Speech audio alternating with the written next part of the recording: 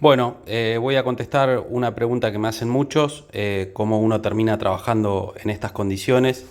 La mayoría de las veces los accidentes ocurren porque usamos las herramientas incorrectas para tal uso, por ejemplo, para cortar madera. Nunca debemos utilizar la moladora esmeril, jamás con este disco, nunca, ni con este, ni con uno más chico, ni nada.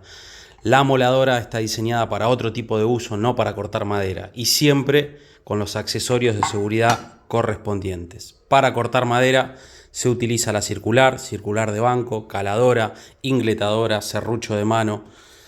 Nunca, nunca una moladora. Así que nada, espero que te sirva el dato, cuídate.